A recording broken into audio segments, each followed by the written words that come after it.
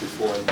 And we're just going to try to have to figure out the pace that feels good to people. So I'm really open to feedback about what's working for you and what's not working.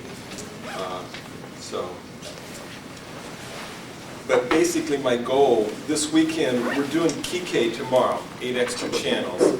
And it was scheduled for the whole day, but in the new system that, Steve Birch has kind of given us an outline of, how things are going to be in Europe and America. And they're really cutting it down. Like in Europe, they're only going to be doing a half a day of Kike because the system that Toyohari is teaching right now is really, really a bare bones system of 8 extra channels. It's a real simple, symptom-oriented approach. So I've kind of set it up here for about, 2/3 of the day tomorrow, but we might end up just doing a half a day of Kike and then more practice of the basics in the afternoon.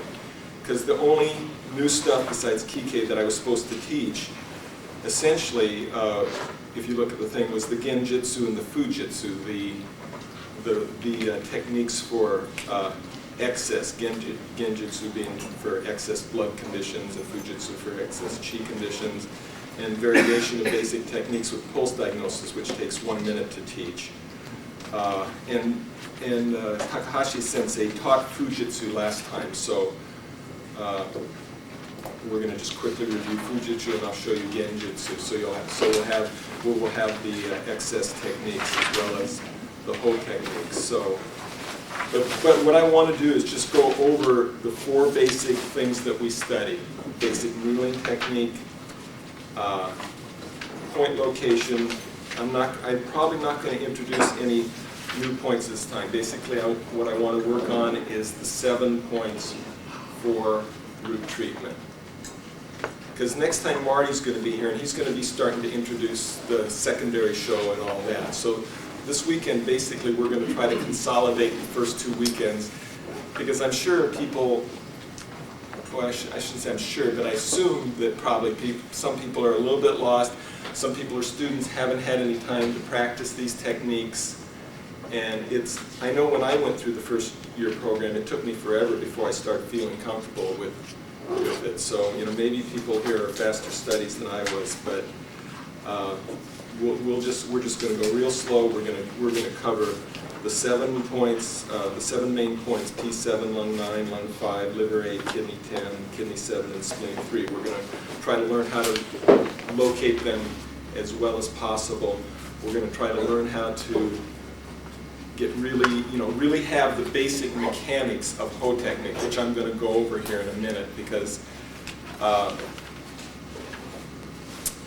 it's when the teachers teach, certain things you want. I wondered when I was first taught this, well, is this really important? Is this really important? And it's all really important what they teach.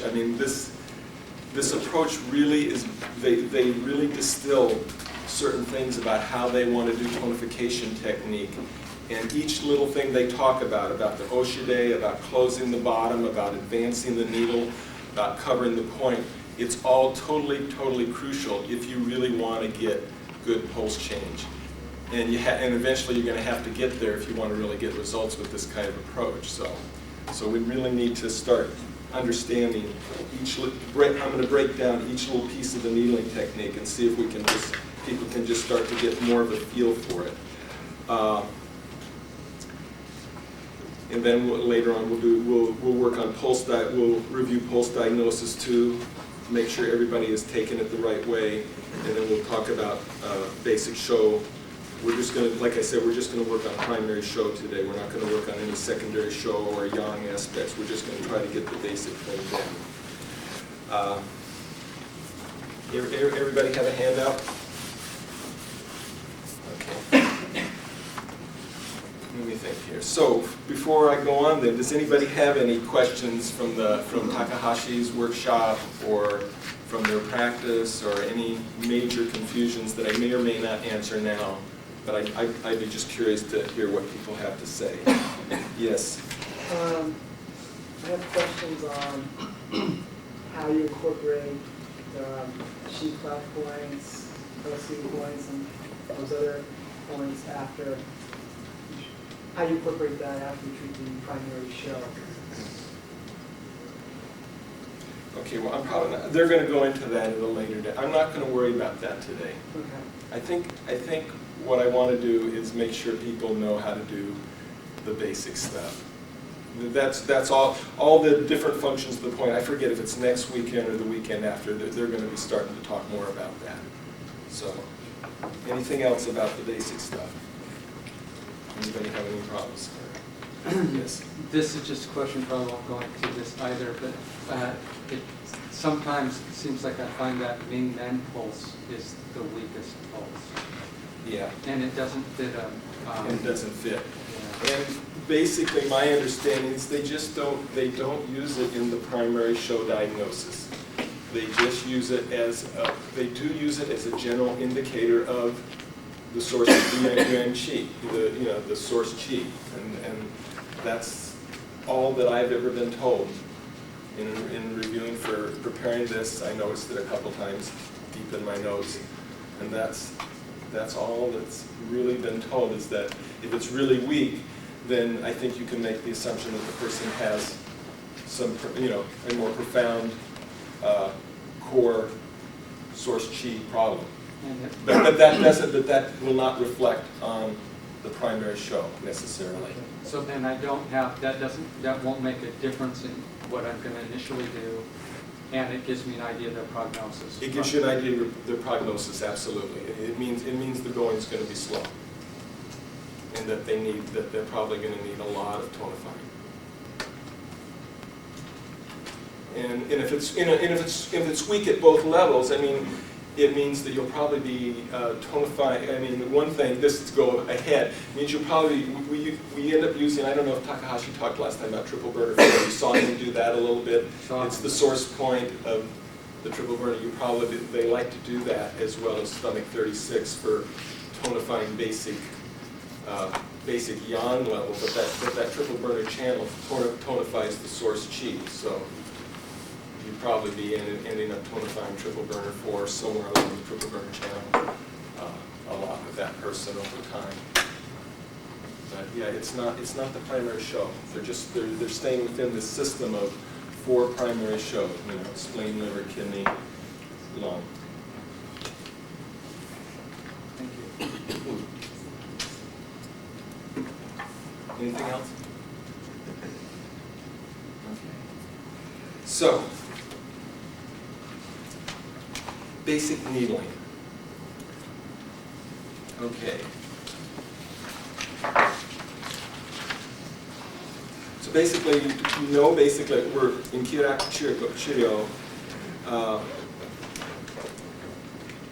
The basic thing we're doing here is working with the channel system or the meridian system. We're going to be supplementing and draining by finding either deficiency or vacuity or excess repletion. And you remember that the main thing that they grab onto is Nanjing 69. And the basic part of that, they say, if there's vacuity, supplement it. If there's repletion, drain it. And this is the basic principle of all meridian therapy, and especially Toyohari. So, and vacuity means lack of the normal qi in the body, the zeng qi, and repletion means obstruction of the sei qi, or the ja qi is what they say, the excess qi or the evil qi.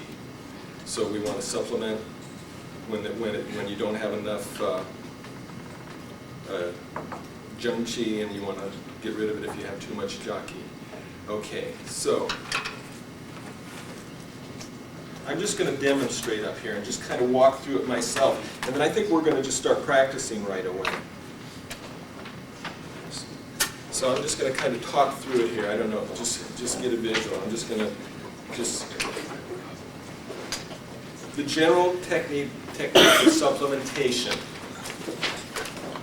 So use thinner needles for supplementation, whereas with draining you might use a little bit thicker needle, even a stainless. But we're using silver needles, usually silver needle 1 or 2 gauge.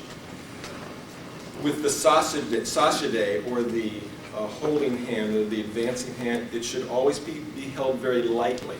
If you start to hold it too tightly, you're not going to get good pulse change. The pulse is going to harden on you. Even if you're getting the needle advanced down to the level where the chi flows, right at the level of the skin, it will worsen the pulse if you're holding this with too much tension. So you have to develop a sense of how to hold it lightly. Basically, you hold the needle somewhere around where the head of the needle meets the body of the needle. The teachers talk about if you get way down like this, you won't be able to control the chi as well.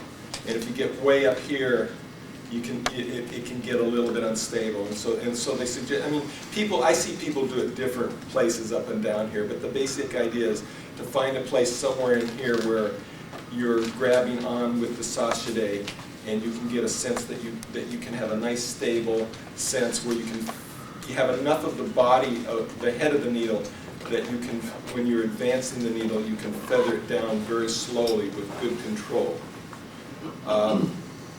So that's, and the other thing, just to remind you, is they say don't advance it like this, with the thumb and the index perpendicular. You want to advance it parallel. And it's a little awkward at first, but after a while, when you get used to it, you can really feel how that enhances the flow of the chi. That it's much more this kind of thing, something like that. So,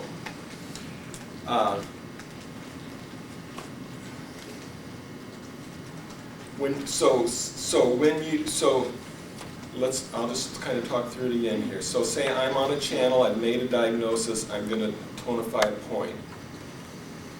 You always go with tonification, you always go with the flow of the channel. There's an exception or two. Like spleen 3 is kind of an exception because it's hard to come over that bump in the the big toe there very smoothly, and so they actually teach, you come back the other way to find the thing. And I don't know, I haven't asked questions. I think when you go that way, it'll at least temporarily tend to harden the pulse a little bit, though. But it's a little bit easier to actually find that little depression in spleen 3 coming back. But in general, when at all possible, you're always going with the flow, so that you're starting to actually kind of treat. You're keeping the pulse soft, and you're opening the channel for tonification purposes. One thing you need to do as you get ready to needle, so say you're coming along the channel, you find the point, you're going, okay, there it is. You find it, and you want to get in the habit of, at that point, being ready to needle. You don't want to find the point and go, okay, where's my needle? You're all set, you're already even getting your body in position, you're keeping your posture even, you find the point. At that point, you need to develop some sort of personal style where, it's pretty uniform, I think, with this, where you roll the thumb, or roll the index. I'm getting a little more in front here. So I found the point. Let's say I've got the point at that point, and I know that I'm going to want to needle this direction, and I know I'm going to want to form the oshide. So you want to develop an ability to roll off the point slightly, so that you know where that point is that you found. You can take advantage of the fact that we can see. The blind teachers can do it regardless. That you roll it off, you form the oshide. And you just feel, and you have that sense of setting up this support hand. Before you even advance the needle is probably the best way to do it. Now the thing about the oshide at this point, so you're forming the oshide, it doesn't have to be really close tight at the bottom at this point, but you have basically, you have it so that you know that when you close that oshide at the bottom, that there's going to be at least a little bit of an area where things are very flat. So you need to develop that. See, I don't have a really good oshide because I had too many sprained thumbs when I was young, and I can't. I tend to get a pretty small area, and I've had to just kind of work on it over time in my own way. See, I don't quite have the round Oshide that they talk about, the round or the half moon Oshide. I have sort of a disjointed kind of half moon, disjointed.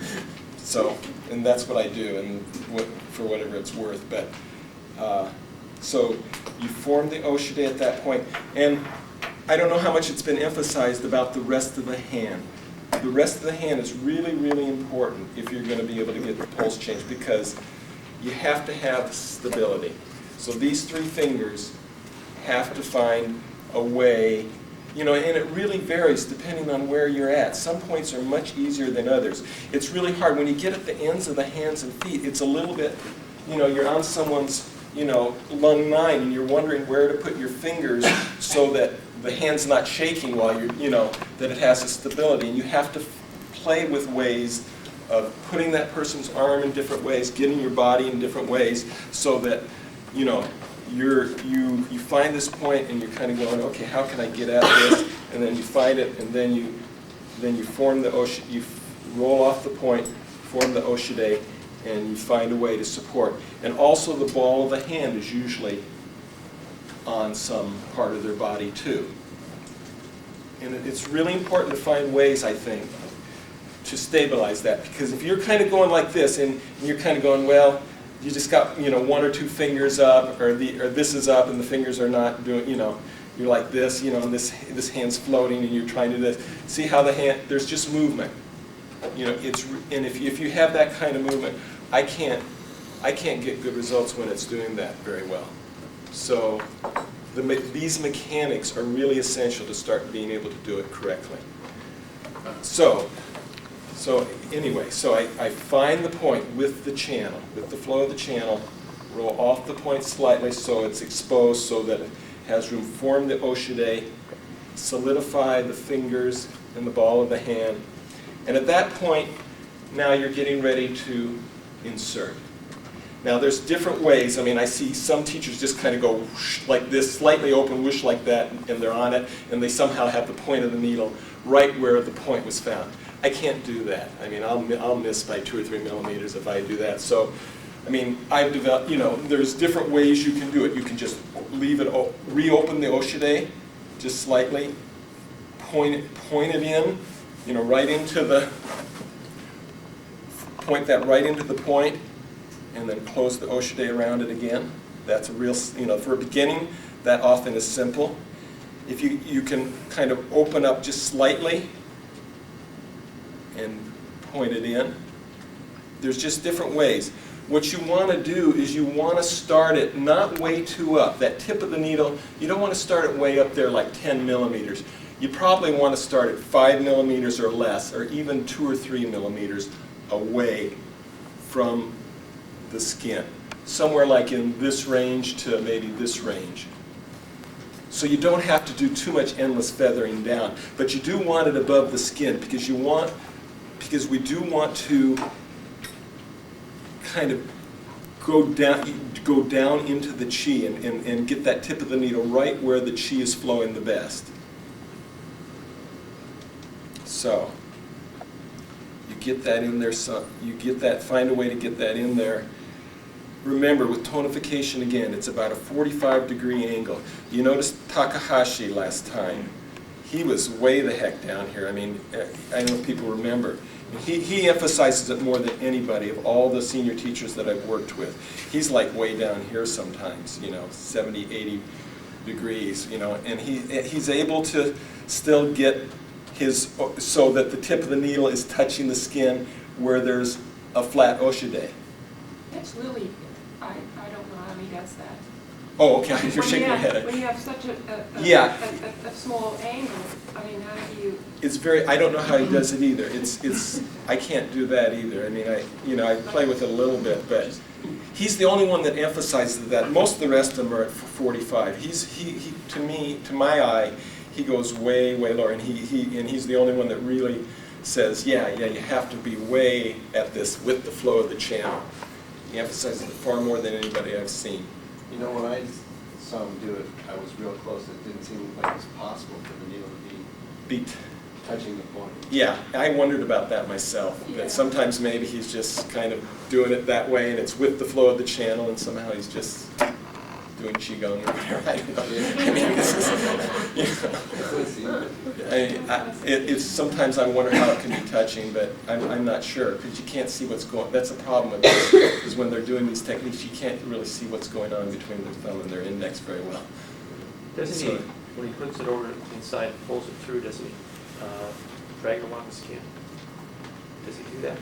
He might. He's never said that, but I know what you're saying. Yeah, I don't know. But for our purposes, I think we should stick with how they describe the basic technique, which is to start a little bit above, 2, 3, 4, 5 millimeters above. You know, it'll depend on your points, it'll depend on how you set it in there, but somewhere in that range so that you have a margin to feather the needle down to the level of the skin, because that's what that's what this whole theory in this system is saying, is that the key moves best right at the level of the skin. They say that the key will also move maybe 1 or 2 millimeters above, and and the way we were taught originally was that often tonification technique is done with the needle a little bit above, and I think you can do it that way and get good results. It depends on, it all depends on the feel, though. You're feeling for the actual arrival of the key. So, and you can even, I know they even indent sometimes 1 millimeter or 2 with tonification technique. We will talk about that later, but that again depends. That's where the pulse quality diagnosis comes in, and you make your judgments. If the pulse is a more floating pulse in general, you're going to have a much more superficial insertion. If it's a deeper pulse, you might be going deeper. So if you have a real deep, deep pulse, deep middle pulse, you might actually be indenting it 1 millimeter or 2 with tonification technique, because you might not feel that good flow of the qi until you get down in there. You might not feel that little bite till you get there. So that comes with experience, but that's a general principle to be paying attention to in terms of pulse, the level of the middle pulse, and the depth of needling. Yes. So, do you focus on closing the Oshide after you've got the needle at the depth you want? Okay, I'm getting to that. Okay. So you're here. Initially, you want the Oshide kind of mildly firm. You don't want it you never want it sloppy. If it's loose, you're going to be leaking qi immediately. You're not going to have good technique.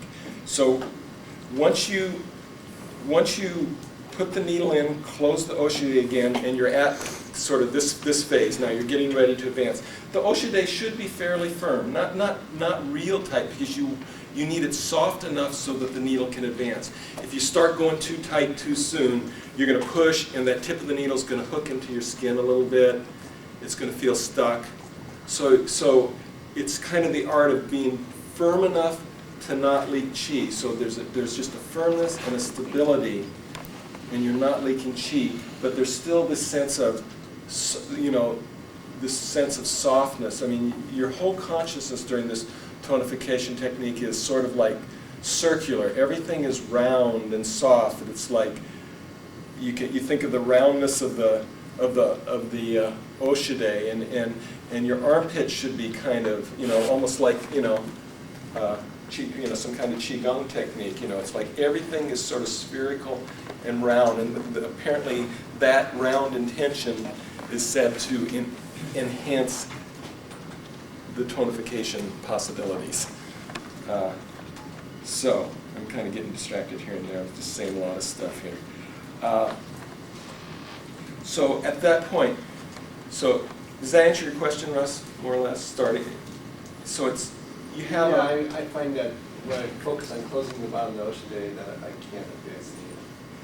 Yeah, and that's, you have to find some sort of middle ground where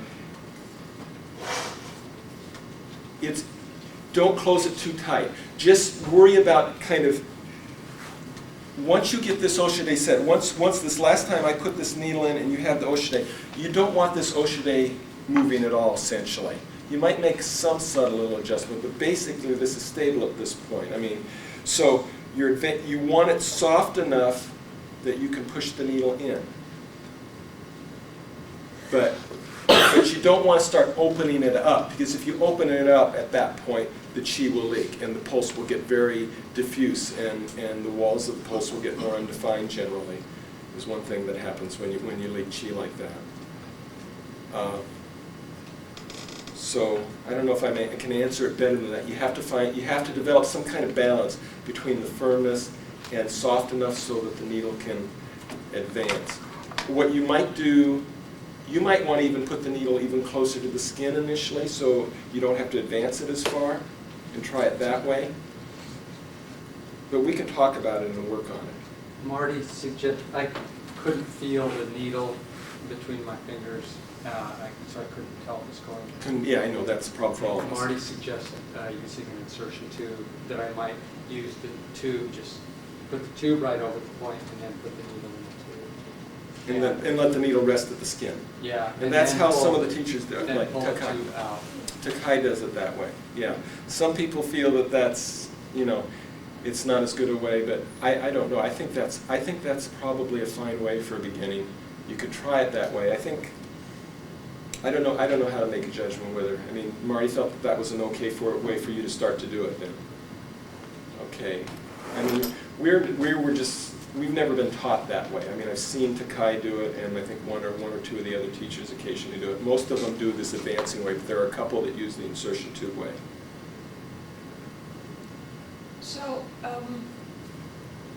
when you're at the point, do you feel it more energetically, whether you reach the chi, or do you feel it is that exactly when you think, now I'm on the skin, if you would open the Oshide, you will be on the skin, or is it more of an energetic? I think it's more of an energetic, but you have to be careful not to start hallucinating though. That's the trick. Because it's easy to kind of start advancing it and go, oh yeah, I feel some stuff. And we're feeling here for a very specific, tangible sense of chi flow. It's like, and your consciousness should be at the tip of the needle.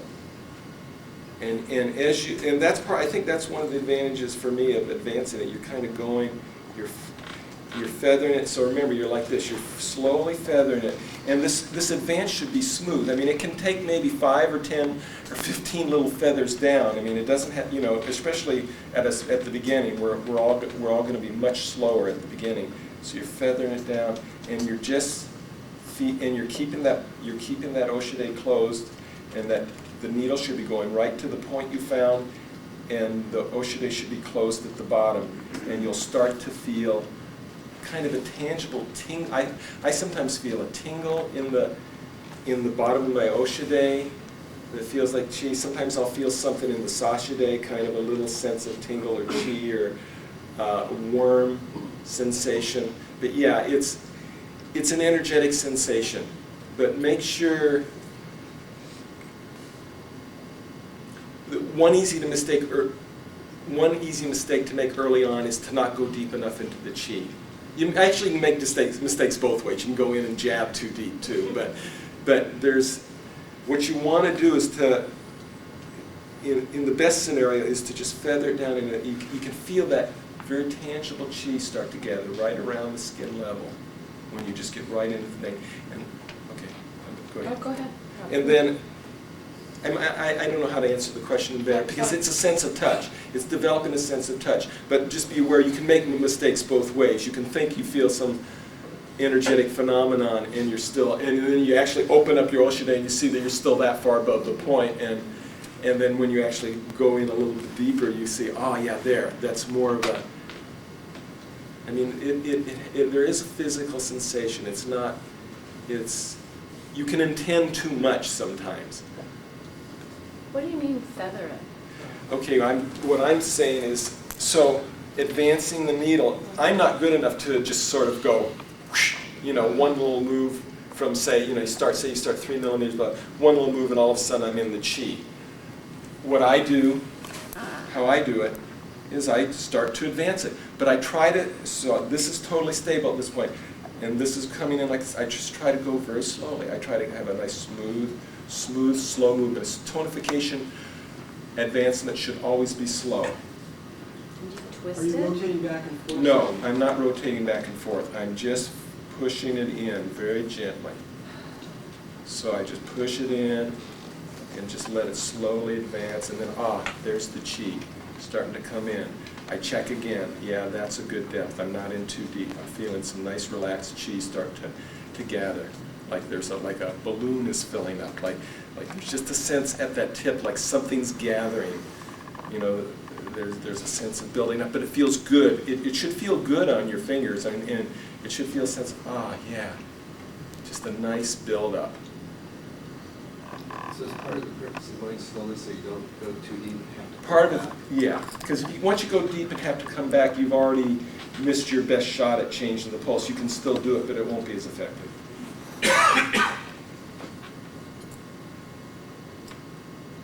So, and plus when you jab, if you go too deep, it hardens the pulse right away. It hardens the pulse right away, and so. And they do say, I mean, if you don't, you've seen Takahashi. I mean, if one of us did a needle last time or something, and it wasn't good enough, and then he would do it again, but they would rarely do it a third time. They say that once you've done that point once or twice, don't do it more at that point, because it'll almost be too much. They haven't really talked about what the consequences of that are, but they're very clear. You know, you don't endlessly try to get the pulse better, because it just won't work after the first or second time. You won't get that really deep pulse change. What about a situation where someone's quite vacuous? Could you use a Teishin as a second attempt? Sure. Would Yeah. it be better to use a Teishin than to... It'd be safer. Unsafer? It'd be safer, yeah, but I don't know if it would be better. Depends on your skill level, I suppose.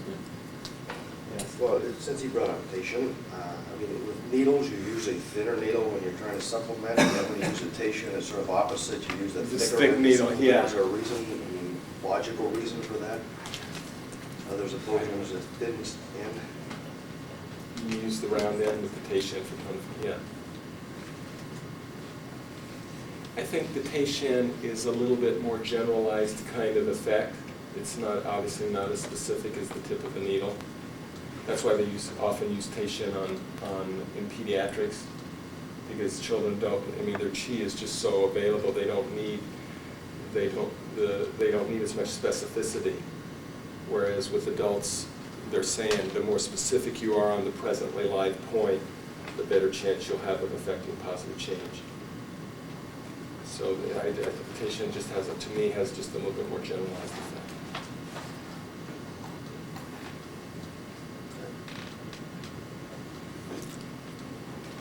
Okay, where I'm getting, so I'm advancing, you touch the needle. Okay, so you're advancing the needle.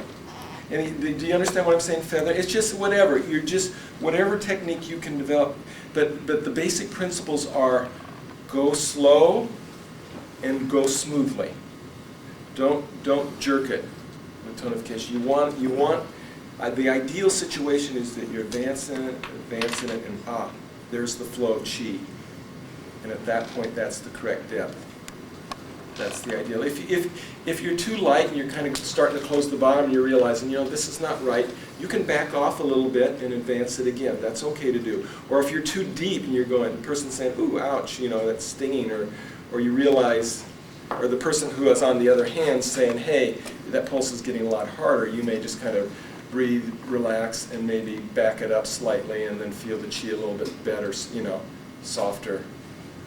You can make corrections you need to be able to make corrections like that, especially at our level. So you reach the point. So at this point, this is where you do the Sayawatsu, the left-right pressure. Now remember the basic principle of Toyohari, which is left-right pressure means supplementation, tonification. Downward pressure means dispersion. So, and again, I should reiterate about this Oshide. It should always be floating. It is not pushing downwards.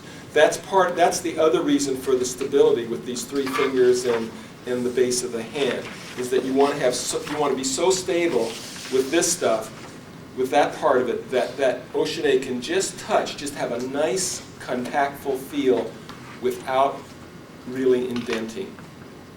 So you don't want to be starting to float. You don't want to be afraid of putting pressure at all, because if you start getting afraid and you start up here, you're going to be unstable again. So there is a contact, but you're not going. You're not even going down a little bit. There's a contact, and you're just not pressing that skin down. There's just kind of an evenness right there. That's what you're going for. When you're working with the abdomen and it's soft. Working with the what? The stomach, Yes. and it's soft, and I find that I'm touching lightly, but I'm pushing the skin. Yeah, it's easy with women, especially because stomachs tend to have a Yeah, softness to it. softness to them. Yeah. So You still, well, you might go down a little bit, but as long as your sense of touch is light and contactful, if it rests there a little bit and indents a little bit, I don't think that hardens the pulse personally. Now that'd be a good question to ask, because to me, when I look at them do it, I see that stomach go down a little bit when I see the teachers do it. I think it's a mental attitude. It's again, it's intention and it's contact. It's this very just sort of loving, light contact where you're just making contact with the skin level of the body. But then you have to let but then you also, you have to be soft. You have to let chi flow through you. So it may, on a really soft point, it may go down a little bit, I think.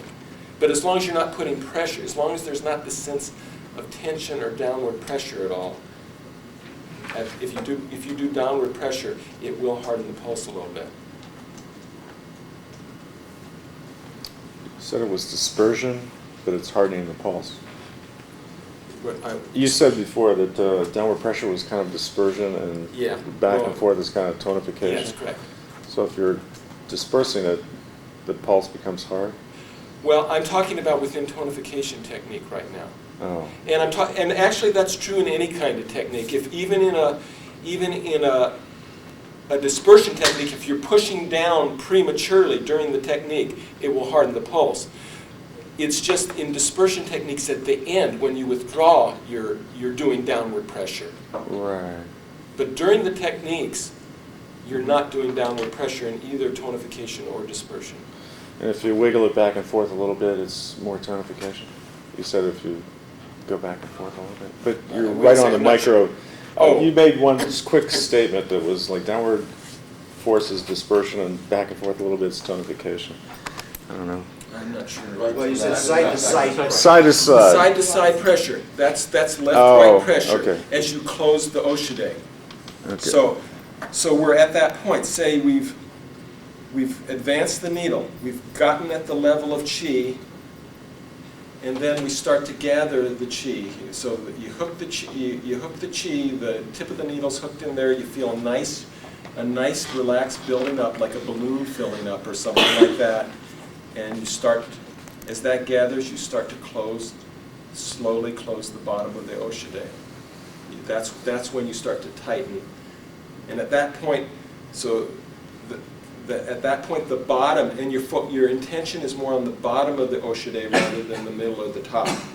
You're closing the whole thing, but the intention is to make sure the bottom is closed firmly but relaxed again. I mean, there's this balance.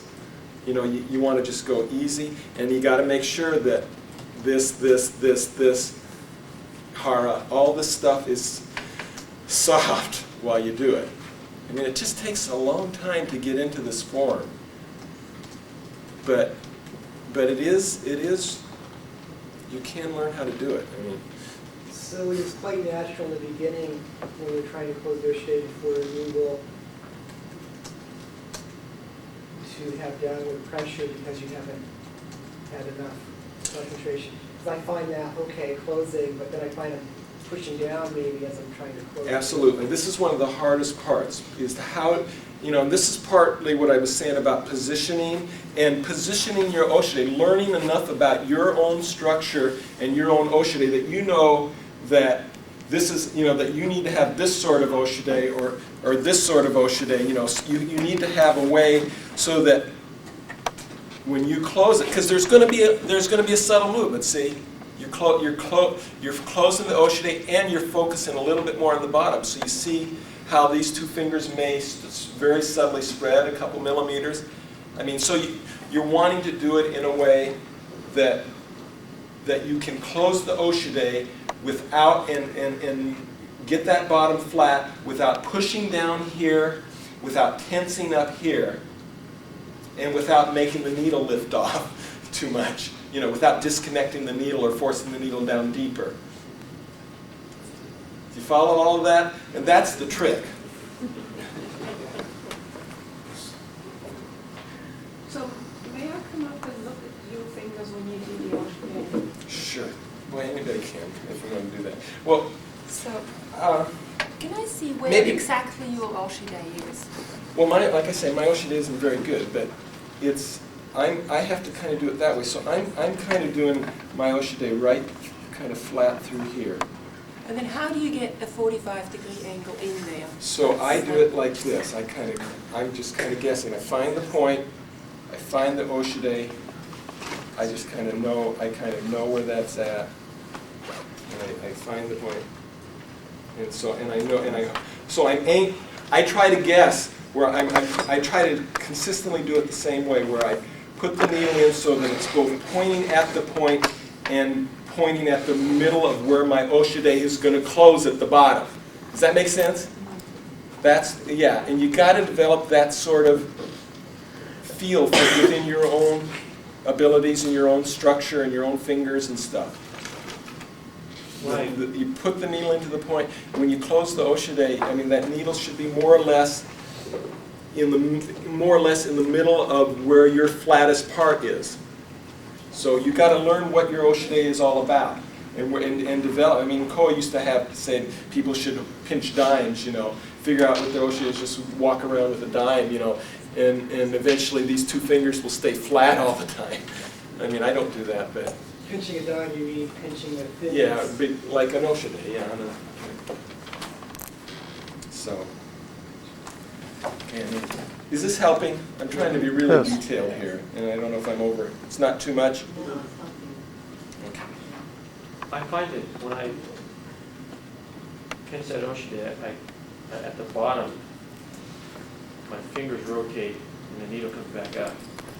That's right, and that's what I'm saying. You have to find a way to do it. Yeah, you have to find a way to do it in a relaxed way that, you know, that you're. I find what I've developed is that I try to make sure my bottom is mostly closed already. You know, when I'm making, I've kind of developed a way where I've got that, I've got exactly where my bottom is, and then then I insert the needle kind of where I think and I try, and that's one of the reasons why you find the point and roll over and form the Oshide, because now you've already formed the bottom of your Oshide right on where the live point is.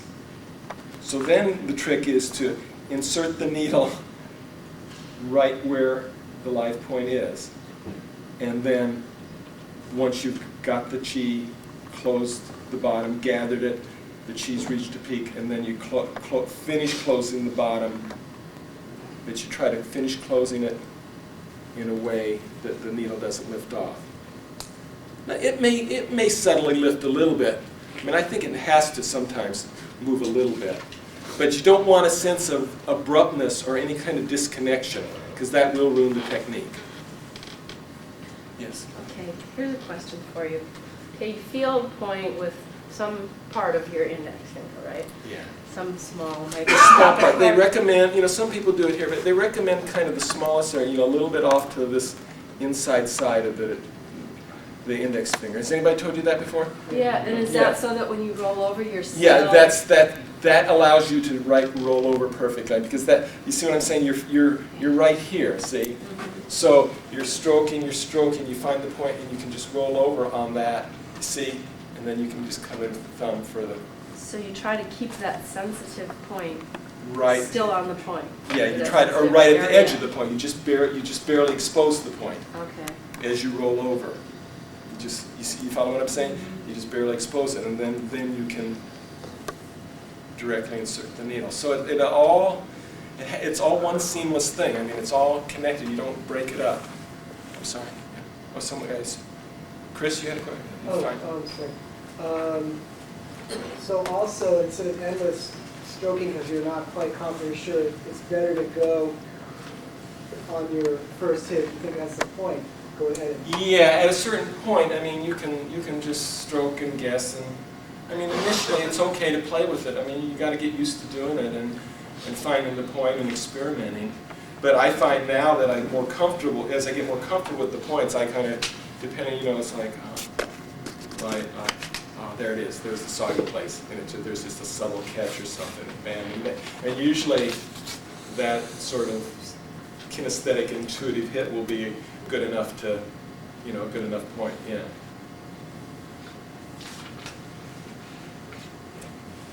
Okay, got to get this lecture over here.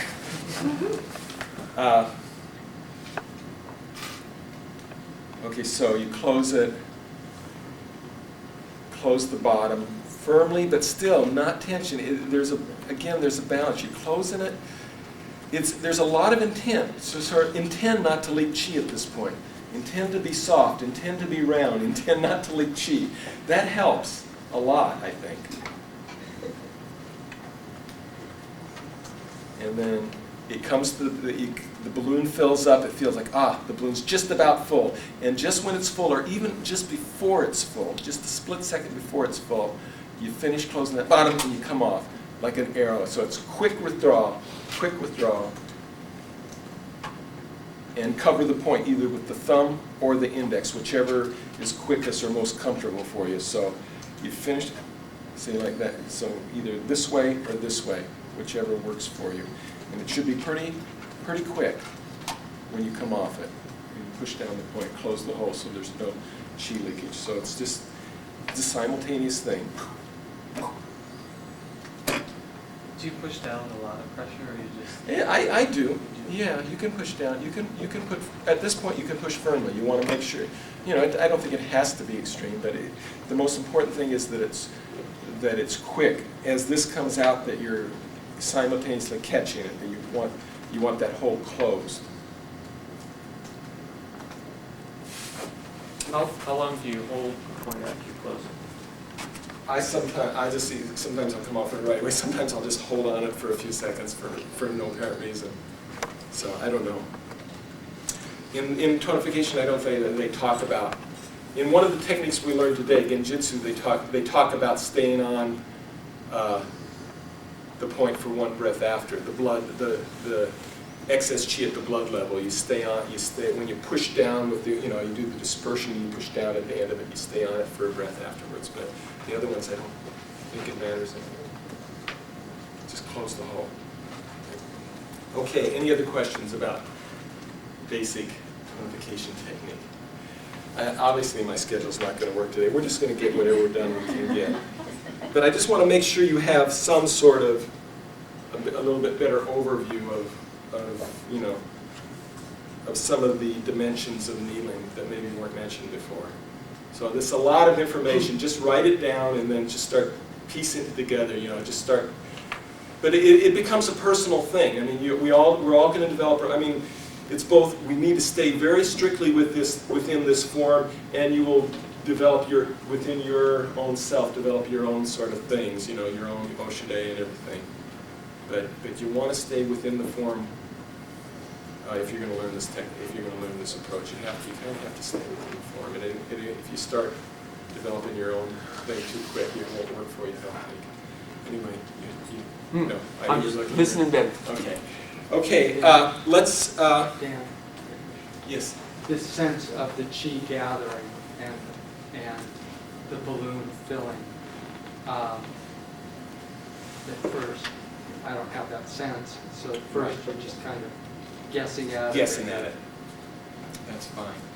Or experimenting with it. So Yeah. you might, and in our practice sessions with someone on a pulse, they might say, well, it's getting better, and then, oh, now it's getting worse. Right. So you start to develop a sense that way of, The feedback is totally crucial to the system. If you just take these classes and don't ever practice with someone, your progress is going to be minuscule. If not, you'll get delusional after a while. you'll be in your own clinic thinking you're doing very hard, and you'll start getting into all sorts of bad habits without a study process. So how do you suggest we do that if we live far away? And It's harder. Just do the best you can. Find someone, maybe, but where do you live? Santa Rosa. Santa Rosa. Yeah, there's no one in California right now. It's going to be a lot harder. You're just going to just work hard these next few months so that you'll get as much as possible out of these 8 weekends, and you'll take a certain level of advanced beginnerness with you, and then hopefully there'll be more people closer eventually to practice with. Okay. Want to practice this a little bit? Let's enough talking. Let's practice. Let's see if we just kind of work it. And don't worry about, we're not worrying about pulse changes at this point. We're worrying about getting a sense of comfort, getting a sense of posture, a sense of consciousness, a sense of keeping your breath opening.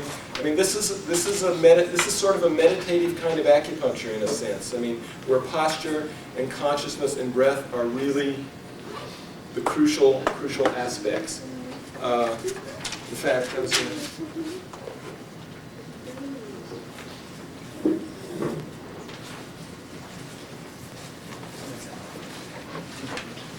Yeah, so I mean, you want to be, it's a really emptying out process. I mean, you want to be clear and empty, soft, kind of happy, not too intent or depressed about things, about whether you're going to get it. And there's really clearly with this a sense of trying too hard. If you try too hard, it won't work. So you can, you start getting too intent or too earnest, it doesn't flow. And then all of a sudden you go, bamble, and you just feel the chi shooting. So it's developed a certain kind of muscle, an ability, kind of a Zen meditation to balance between effort and non-effort, and you just keep on playing that every time you needle someone. Okay. Ayawatsu is left to right. Yeah, parallel when you're closing the Oshide. So can we use this way, that way, or this way? Well, it's just both. No, it's just left, right. No, it's just pushing the thumb and the index together. Okay, so from this would be left, this would be right, so this is left. Yeah, that's what that's all there. I don't know why they call it left-right pressure, but that's what they called it. Okay. Maybe it's a misnomer, yeah. But it's just the sideways pressure of closing. Left could be Right. No, it's just the Sayawatsu is the closing. And the kamen, the K-A-M-E-N, is the bottom. So when the teacher says kamen, close the kamen, that means tighten the bottom part of the Oshide. Relax and just start playing, just start getting a sense of the form that we talked about here. And it's, initially it's probably important to talk yourself through this too. You can just kind of just say at each step what you're doing, and I think it's really a useful process. And then the person who you're doing it to can remind you what you forgot or something. It's very zen. It is. I think it is. I mean, I find myself like, okay, I want more information, but it's not about It's not about information. The information, the teachers, they get impatient with us sometimes when we ask too many questions. I mean, they kind of laugh like you're trying, especially when we try to start talking about pathology and theoretical issues. I mean, they know them all, and they've explored it, but they want people to not get too hung up on it. Because they say you can't touch it. It's all about sense of touch. Sense of pleasure. It's the perfect technique for me because Do I feel like that? well, I just do really well in things where I think now I'm almost, it's about practice, it's more real than, I love it's all intellectual candy stuff for me, otherwise just getting into nitty-gritty and talking and studying. Anyway, I'm sorry. That's okay. I need to give her feedback. I just realized. Sorry. Yeah. That's not bad. Okay, do it again real quick. Not real quick. Okay, find the point. So talk your way through it. Find stroking the point. Find the point, forming the Oshide, rolling up. It felt, the Oshide felt well. Okay. And now, see, the Oshide could be a lot firmer here. Now, you No, I don't have to. Oh, you're not doing it. I'm not in there yet. Okay.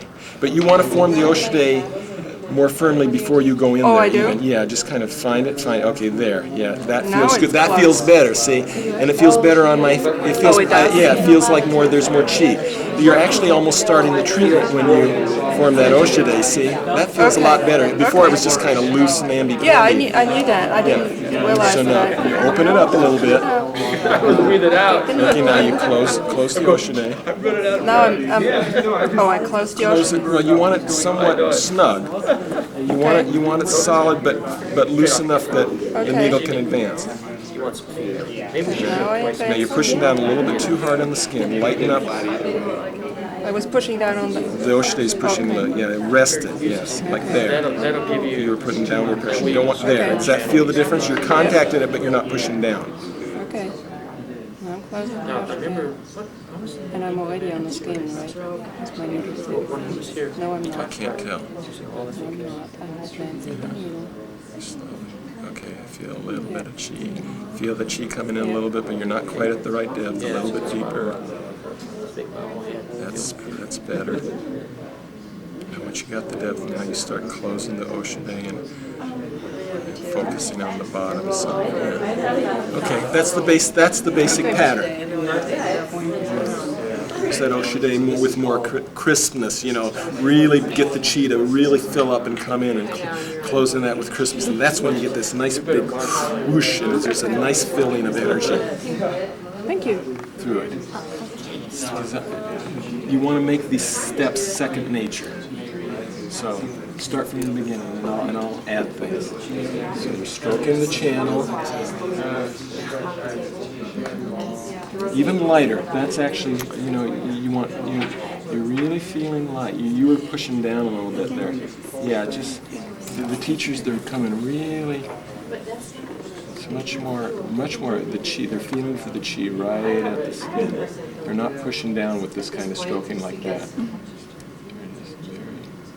There, and then you feel the point stick, and then okay, try that.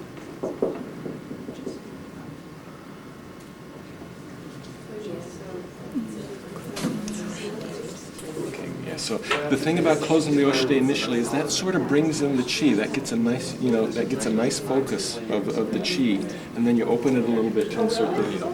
However is easiest for you to get right on that point. That's not true. It's like, oh, this is gonna break through. Forgot about that part. It's impossible. You're already touching the skin. Okay. It's something to let us. I know. Just be soft. That totally feels Breathe. fine. Yeah. What's like Good. point? Okay. Now make the Oshide a little bit. Make things a little bit firmer. Yeah, there. Not tight, but just so that it's real stable. That needle's stable between the thumb and the index. Now advance the needle. Have you hit the point yet?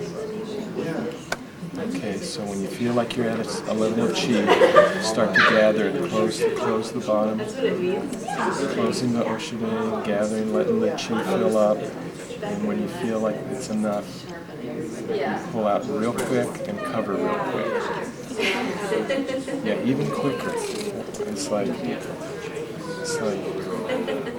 from the point, roll off the point, form the Oshide.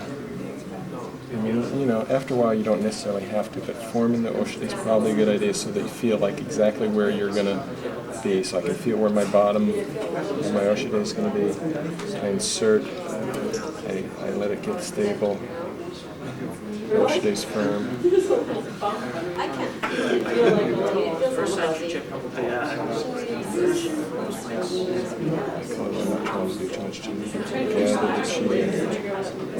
Close the bottom.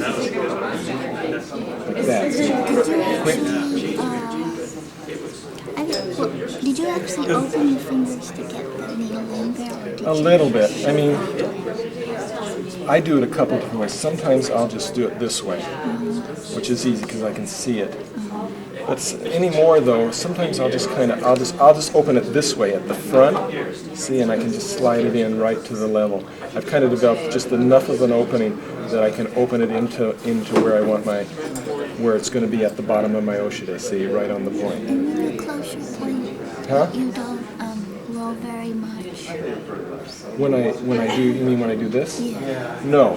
See, I just enough to get out. See, if that's the point, see if the point's right there, I just roll enough off of it that it's showing, see. I don't want it way off. I don't want it like this. But when you're closing, do you roll onto it or do you just... I do it, okay, so say I've advanced and I close the bottom.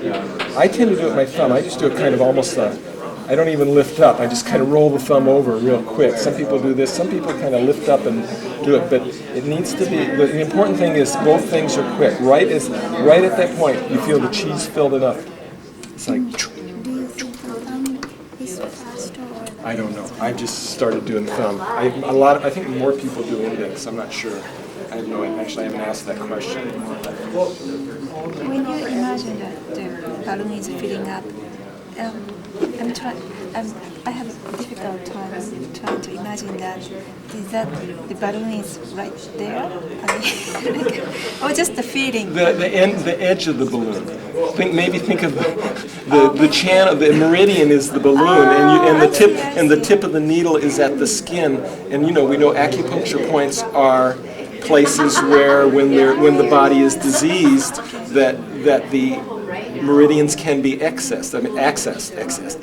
You see what I mean? That's the whole theory of acupuncture. And so we have this live point that feels a little funky, a little weird, and that's where we can access the imbalanced meridian. And but that's just an image the teachers have used. I just feel that sense when I'm in the chi really good, I can just feel, and I close the bottom, I can just feel a nice gathering. It's a real, it's sort of a tension. I mean, it's a gathering of things, so it's not, but it just feels good, like something good is filling up. I don't know. There's a good sensation at the tip of my fingers or in both of my hands.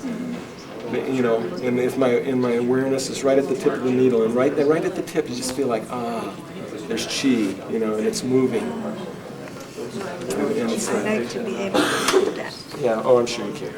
I think for now, just form the Oshide once, just so you have a sense of, that's where I really want to be. That's where the point is.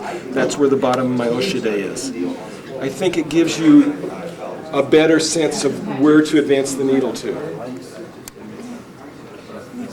Because if you know where your bottom is, then, you'll have a better feel of how to...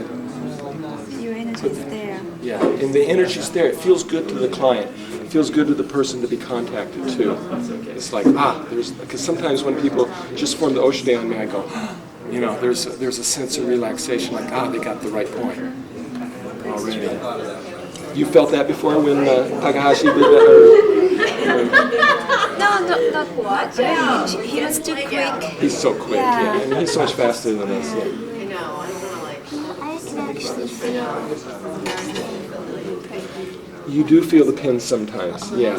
It shouldn't be way too strong, though. It shouldn't be so... Sometimes it's like there's a little tip of the pin, and it feels kind of good in a way. But if it starts feeling really stingy, then that's probably not good. But most of the teachers actually touch the skin a little bit. I actually felt like he inserted it. He goes a little bit deeper than some of the other teachers, so he might have... Yeah, he's stronger, and he goes a little bit deeper than, say, some of the other ones. Okay, I'm advancing the needle. Good. Closing the stage.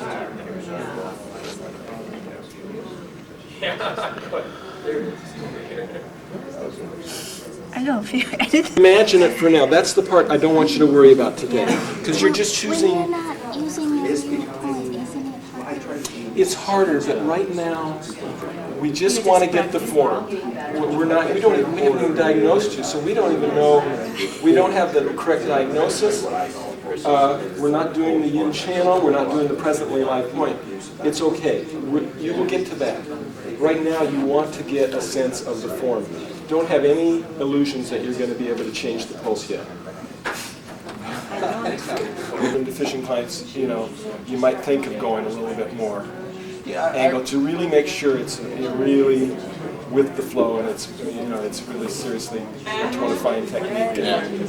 I watched really closely with Takahashi when he was doing the technique. I mean, I got right down there and watched him. It was like there was a gap this big in his Oshide when he went down in there. It was like wide open it seemed, but he came in at a wide angle. It was like he was at the very end of it. It must have been. At the very end, he was closing back here. That's what I think he does. Yeah. Because I was thinking about that. I think he's somehow closing. Somehow he's developed it so he's really kind of closing it way the heck back here. Yeah. So, and that's what he's doing somewhere. See, I can't do that because of my weird thumb, but yeah. Okay. Well. But for now, yes, stay within the suggested beginner's approach. Yeah, I can't quite, you know, just 45 does seem too high to me. I still gotta find myself coming down lower, but. You can experiment with that. For now, just get into the, you know, these things, the stability of things, just the actual format, kind of, and even talking your way through it is a very useful thing. Is that contact with the other, right? Peter, feeling it. That's it. Just keep doing that. Point, roll away, Form the stabilize the hand. You feel pretty good. Yeah. Keeping that nice and light. The Oshide not pressing down. It's just a nice gentle contact without pressing down. Okay, putting the needle in the Oshide, closing slightly around it, advancing, feathering it. Yeah, whatever. That's a good term. I like it. Okay, contact. Yeah, there we go. Closing the bottom of the Oshide. Yeah. Concentrating on the tip. Feeling the below. Closing that sucker. That's the Whatever channel I'm on, yes. making the ocean shade. Inserting the needle into the ocean. And you can't see where I'm at here. I can't see where I'm at either, so. Both those hands look really good. I like the way you've got them really nicely connected. Okay, I got a question. Then does it feel stable to you, Abby? Okay. Feeling the chi build at the point. Gather. No.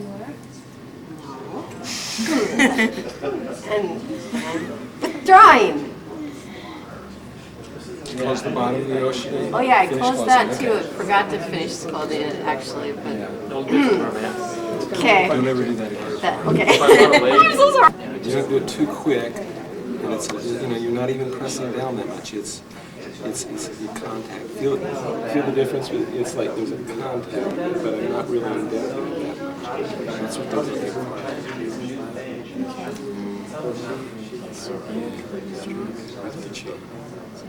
Find the point.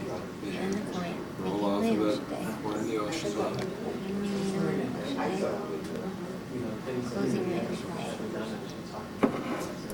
Oh, I just realized one thing I didn't say much about.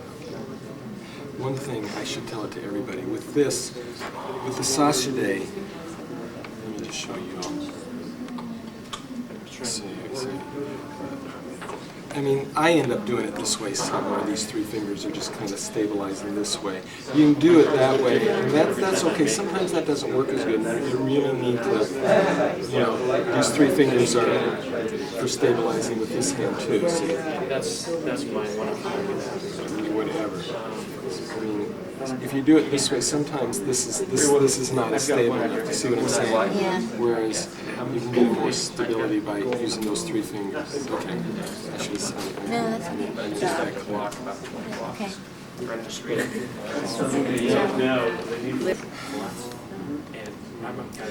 It's a weird issue because initially they said, oh yeah, you barely touch the skin if you feel any, you know. But all the teachers you feel them, you know, a little bit, most of them. You know. Those three fingers really help. So it shouldn't be painful, but sometimes there's this little sense of the tip of the needle just touching the skin. That's painful. Yeah. That is right there. You branch it off. Yeah, there's just a sense.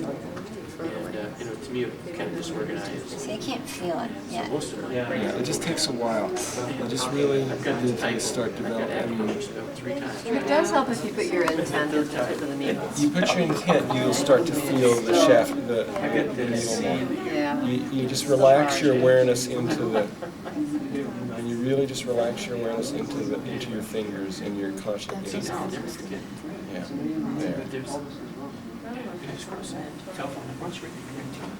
there. Your fingers involved in the yeah, you can connect with all the fingers. But you have one main, It kind of, if I just focus on one and not the others, I get. I mean, I just like to go like this more.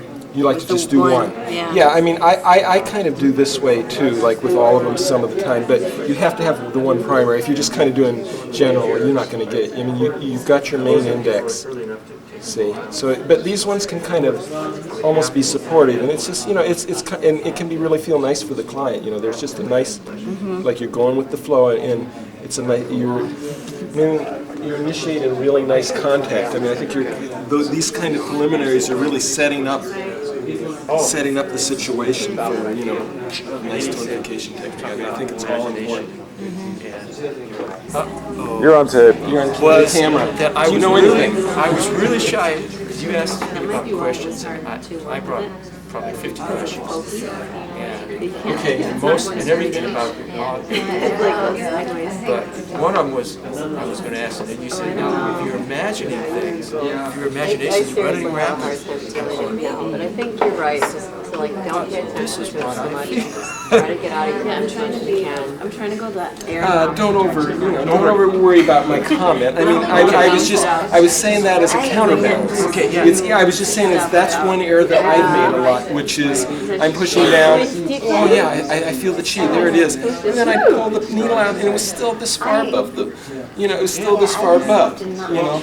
And so I maybe was feeling some sort of chi phenomenon, you know, just by virtue of the fact that we're chi beings and I'm touching this person, you know, and there's a needle there, and it's probably already attracting something, but it was not in the flow of chi that was going to change the pulse. Okay, so I'm feeling several different things, and so what do I do with this feeling? The basic one I'm feeling kind of different. Okay, is I find a point, and as I make my Oshide, I feel a feeling here, and as the chi comes here, I like to use the word fog, but I start feeling here. And the same with my other hand, I start feeling fog inside here. And I'm going, is this good or bad? Am I leaking chi, and that's chi building up in there? And so my intent is I get rid of that and I send it down the needle, both hands. I just let it go gently down there. And she's been there pretty much. I mean, it's not always just right on time, but you know, again, it isn't always. The needle starts, I'll say, vibrate a lot. And again, I pull in this way. But then I start, my hands will start to be doing like this, and I don't know why. It's like the chi is like, I feel like the chi is trying to escape, and I'm worried about losing it. So my hand starts trying to control it. Yeah, you feel this little vibration, like it's like, I think I feel something like that too, and I've never asked. I've always meant to ask one of the teachers. I think it probably is the chi trying to leave, and it's sort of caught in this battle of kind of partly getting out, but not getting in, but not getting out, and it's almost, you know what I'm saying? That's and I don't think it's good when I get in that situation. I don't think I'm somehow doing good technique. Usually it's that either I haven't got my Oshide solid on the bottom, or I don't have it closed in a way that directs the chi down, and somehow I'm doing something wrong with the Oshide, so that it's kind of, the chi's kind of going in but kind of going out, and it's getting caught in this sort of no man's land. Does that make sense to you? Yeah, I think that's what happens with me. When you were talking about it not being, the chi not being here, but being up further, and that's probably what it might be. If you're talking further up in your hand, then, because I just work at it till I got it. Now, when I, But see, but all the action is happening here. You don't feel the action happening in the channel when this is going on, Now- to me. now And my that's- second thing, or not, 10th thing, is, again, I feel the chi underneath my hand, Right. off the channel. Right. Because I'm usually over the channel. Now, is that normal? I mean, should I be feeling that? So when the chi starts to When you're flow- doing the technique, you mean? Technique, I'll feel it You going feel up. it down the channel, that's Yeah. fine. So, That's probably good if you have that sense. okay. As long as everything's going correct here. And that you're not, as long as you're not pushing down with the Oshide, as long as you're doing good left-right pressure, have a good flat bottom, are relaxed, and everything else is good, and you feel like the chi is gathering properly. And if you have a sense also that it's getting in the channel, I don't see any problem with that. Okay, now, I start to feel swelling, might be a good word. And when that happens, then I think about it going down the channel, so that swelling goes away as it moves down there. So my thing is, and then for so long, and then it just quits going down. It kind of just, it's like backing up. It might be a good word. Is that when you want to pull out? When you come? I'm trying to figure out. I think I stay on the point. I stay on the point quite a long time. You're probably on it too long. Okay. So when do I know when to pull that off? That's the art. And it's going to take a while. Okay. You're not going to know that right away. Hopefully you'll start, hopefully by the time the 8th weekend's over, you'll be feeling that more. We can try it, before this weekend's over, I want you to do tonification technique on me, on a semi-real point, and I'll. Yeah, for here, when we were working on each other, we feel when it came to it, and it was like 2 seconds after we closed the Oshide. Yeah, it can happen real quick. And that was it. That's the way the teachers, it's like 2, 3, 4 seconds, they're done, most of the time. And so, but for some reason, I go, there it is, okay. And then I start feeling all this other stuff, and I'm, wait a minute, let's do this, let's get Yeah, this to and happen. that's part of the learning process. That's Yeah. going to happen a lot. Okay. And you're going to miss the peak, and you're going to miss the second peak, and that's just the way. But in reality, when you do it right, if you really come into that point correctly, then chi comes in. Often in 1, 2, 3, 4, 5 seconds, and it builds up, and you close, and it's out. And that when you can do it all that seamlessly, that's when you get some of these amazing pulse changes. You felt the lung pulse that was totally empty, and you come back, and it's just nice, full, firm pulse. I mean, there's something magic about just kind of getting it just right. And with, like I say, if everything goes right, it's actually a short technique. For us, though, it's going to still take us 5, 10, 15, 20 seconds. We might miss it a little bit. We might kind of futz around getting the chi at the right level. But yeah, that's the hard part. Once people can. I find that people start learning how to find the chi at the right level. Okay, but then taking the technique to the end is the hardest thing. Having that chi gather, closing the bottom properly, and feeling the right moment when it's peaked. That just takes a lot of practice and a lot of feedback. That's awesome, I like it. If it peaks while they're breathing out, if they're starting to breathe out, do you still want to wait till they start breathing in, even after it's peaking? Just do what you feel is right at this point. What'll happen is when you get them really right, oftentimes they'll just take a breath, right? You'll finish the technique and they'll go, there'll be this autonomic response. Doesn't always happen, obviously, but that happens a lot when you do a really correct technique. So don't try to get too hung up in their breath and try to time things. Time it based on your sense of touch, I think, would be best. Well, it sort of travels in a wave, right? Chi comes in a wave, It and just then comes in a wave, and if you miss it when it's full, it kind of relaxes, and maybe then you can gather, and then you can gather it again. So, move on here. Took a lot of time on that, but I think that was probably, hopefully, useful to get a much clearer idea of what we're up against here with needle technique. So let's see if we can do this pretty quick here. I'm going to locate these points, talk about them for a second, and then we're just going to practice. And I want people just to continue to get a sense. Because again, in all of our studies with the teachers, one of their main criticisms of us was that our point location was crummy. And it seems like point location is the easiest thing, but of all the things, of all the stuff we did with pulse diagnosis and show confirmation and needle technique, when we had feedback from them last year, they just said, you know, you all need to get lots better at point location. And basically what they're saying, I had it up here, I don't know, there's different, I've heard it explained different ways, but the one that kind of makes sense to me with my level of experience is there's sort of a, you know, it depends on the point, but there's like,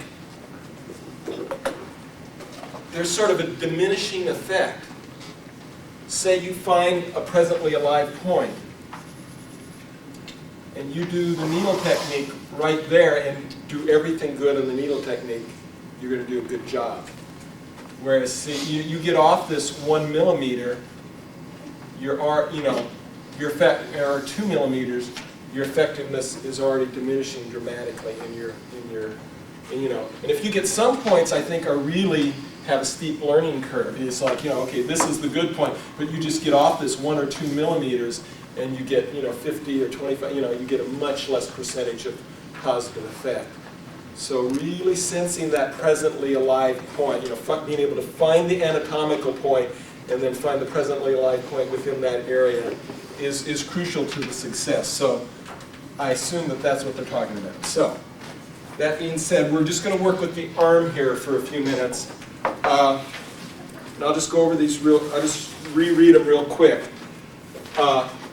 Pericardium 7, we all know it's on, well, this one they're finding different. In TCM we find it between, what the flexure carpi radialis and the palmaris longus. They're finding it to the ulnar side. So you got the two tendons, they're finding it to the ulnar side of that other tendon, rather than between the two tendons. So that's the first thing, and how they define it is ulnar side of palmaris longus tendon located at center of inside wrist.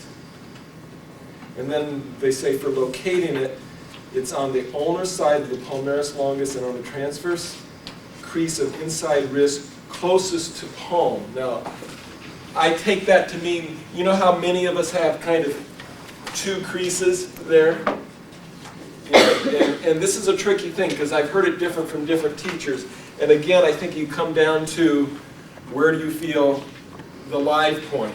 So, I mean, do you feel P7 here or here? They're defining it at the one closest to the palm in this paper. So when you find it, you want to go pretty high up, right at the wrist rather than down here. And I think that kind of makes sense for this point. Does anybody have any questions about that definition? And we'll start to find it here in a minute. With lung 9, which is also, it's used primary for lung show. It says, the way they define it, 0.6 soon below lung 8 on the radial artery. So say this is the styloid process and lung 8 area. They also say radial end of transverse crease, just the lateral brim of the radial artery.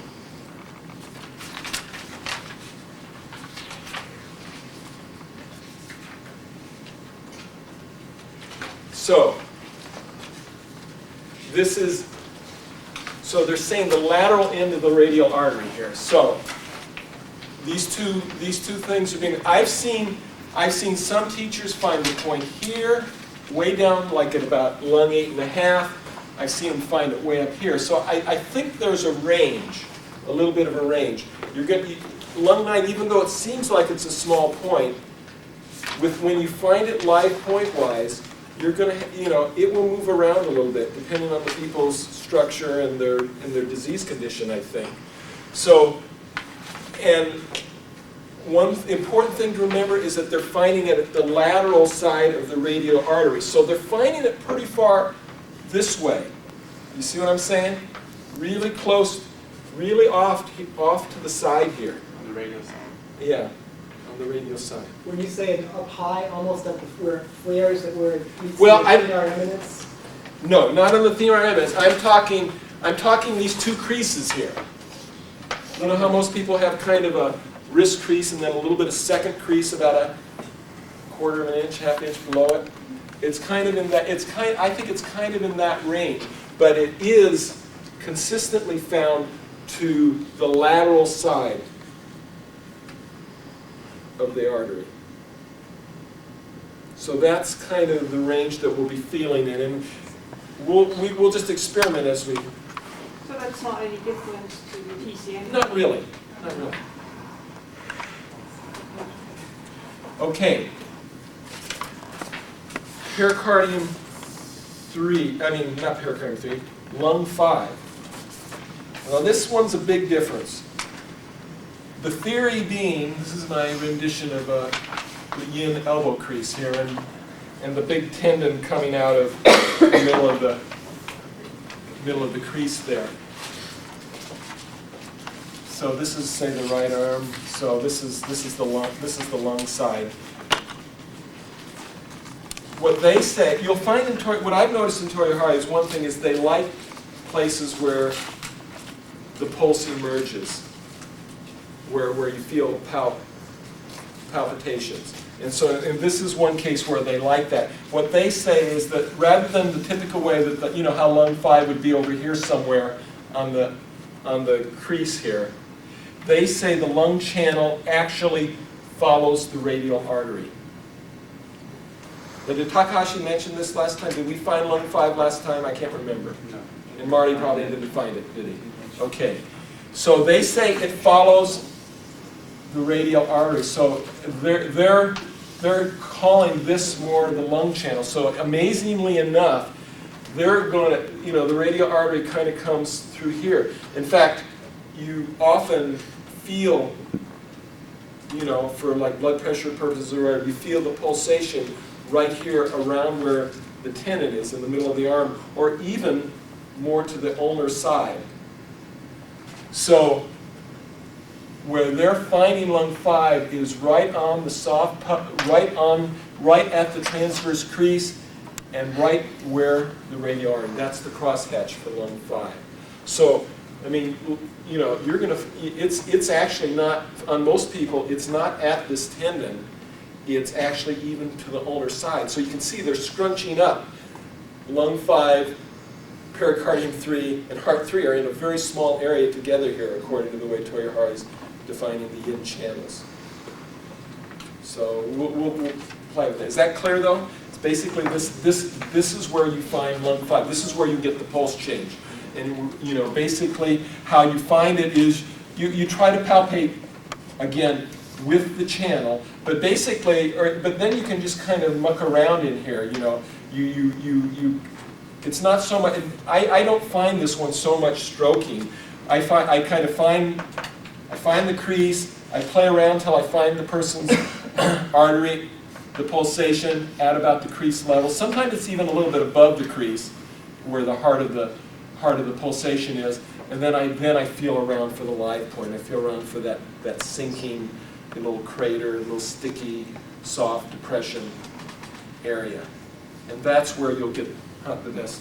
I'm sorry. So what do you do when you don't find the pulse? It's harder. Then you just feel around that tendon. You guess where the radial artery is and find around that area. Feel for a live point right around along where you think the flow of the channel is in relationship to the transverse crease. Some people you can't, it's hard to find. But most people you can. If you play around, you can find the pulse there on the vast 90% or more people, I think. I usually don't have trouble finding it on most people. So,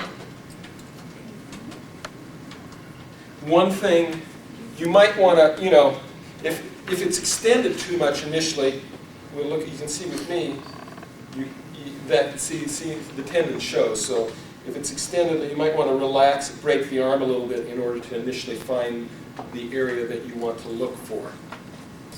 You see what I'm saying? But then when you needle it, you always want it extended. You want the arm extended during needling lung 5. But you can bend it a little bit to play with it to help you find the location. Fully extended? Yeah, when you're needling it, you want to just have it rested on the side like this, extended. You don't want it up. So the needle right on top of the artery? You nail right on top of the artery where you find the puffy, where you find the live point, where you find where it needs the most key.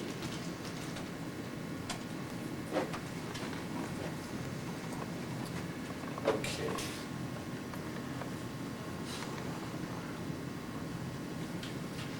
Okay, let's practice for a little bit. Let's see if we can find them real quick. You have a, you have sort of a natural puff there. So, well, yeah, that's pretty good. Let's see.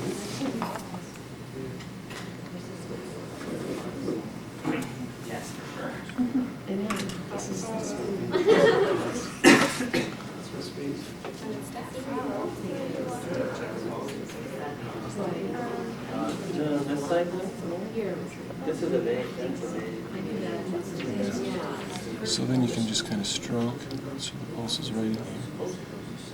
Yeah.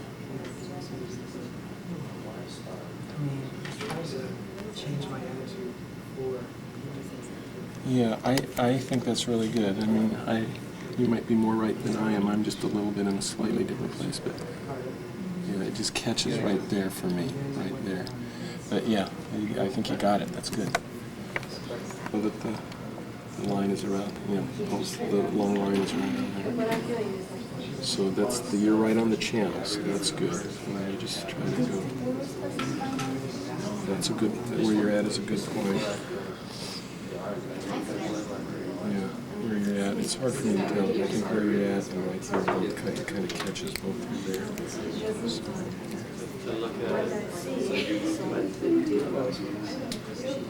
Yeah, I think that's a pretty good location.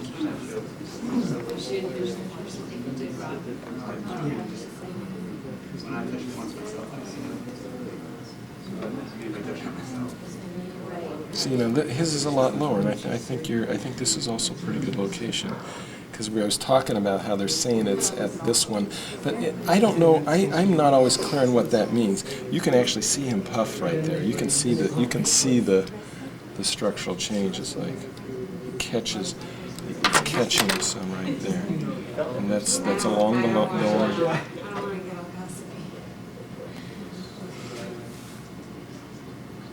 Yeah, I like this point better than further out. This is not. There's.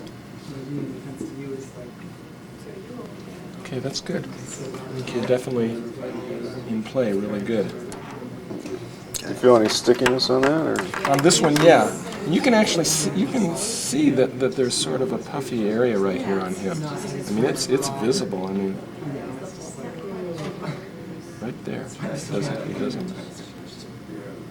So with the touch, it's like you don't have to be way too light, but of course they always criticize us that we're too heavy.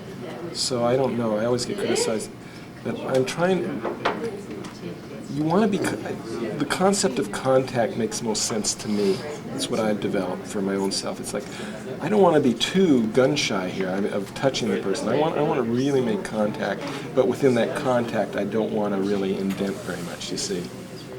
That's and then you feel for the deficiency. Yeah. Definitely is this on the correct line? Because it's a little bit lateral to, here's the styloid, here's the pulse is coming up right through there. So that's the correct line. That's a good line indentation. It catches a little bit earlier too. There's one in here, so in this vicinity too.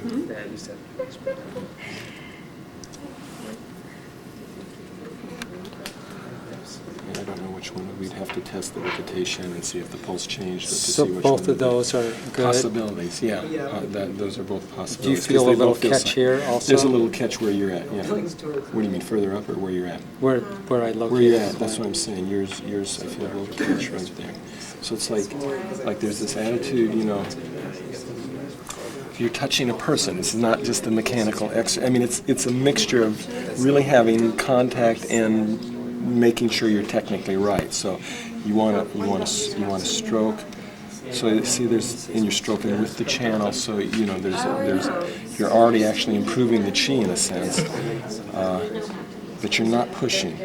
But you're not being kind of like, oh, I can't. You can't be afraid either. You just have to let it go and really relax and flow into it. And just make that. So it's that nice. See what I'm saying? And I can feel the lightness of your touch too. Yeah. It's a lightness, but there's a presence. I mean, I'm not worried, because I think for a while I was worrying like, oh gosh, I can't push it all, or I won't feel that subtle level right at the skin. And you can't be afraid. I think you have to find that level where, but you also don't want to be starting to drag like this. See, that's way too hard. Okay. They'll say, you'll already tighten the pulse when you start doing like that. You're feeling for the key right at the surface. Yeah,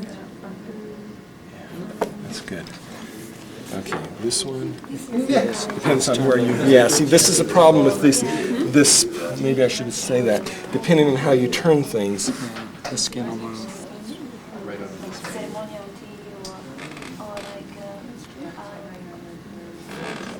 yeah, I think I would have it a little bit more off the tendon, but basically about at that level, where I'm feeling it.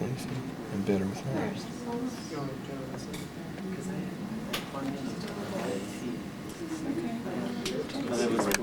Mr. Suntan has to say. Hey.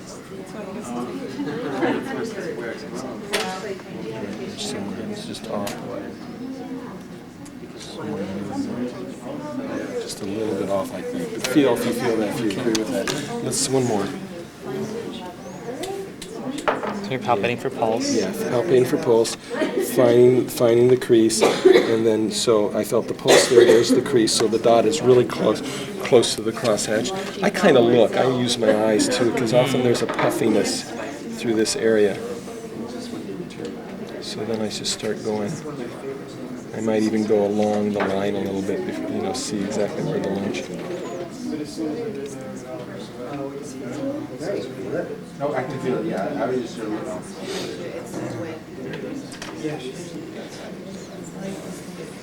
See, I might even go higher on him. If you feel it,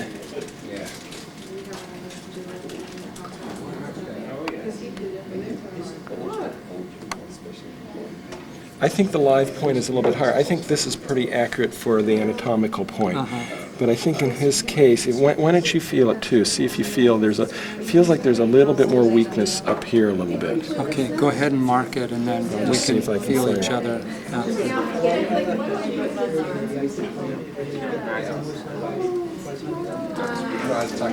And what is His is a hard point for.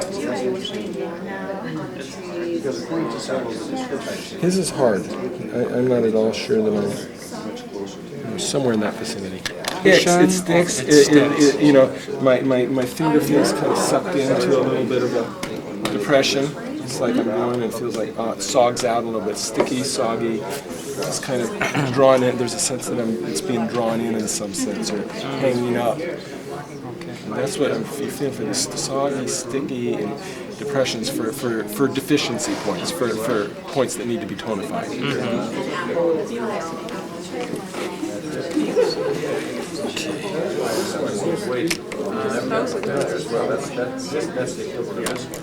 You're right.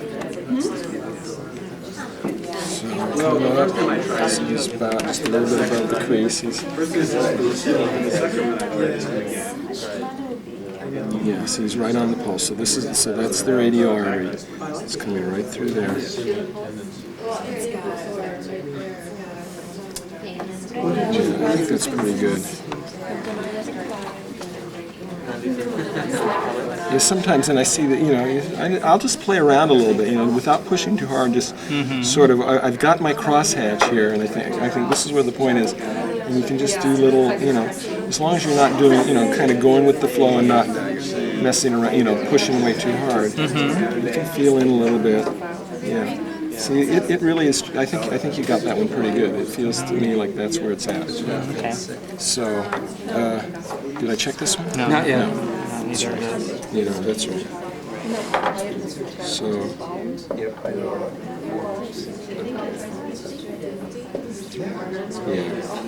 See, it's coming right into this upper crease. It's not down there.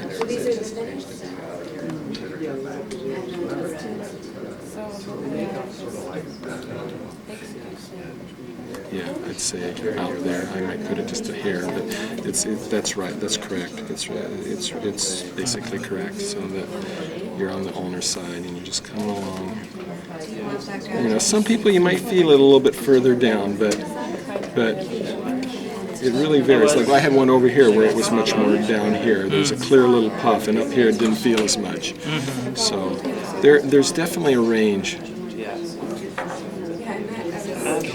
Okay, so find the pulse. So the pulse is kind of along here. So that's good. You're on the channel.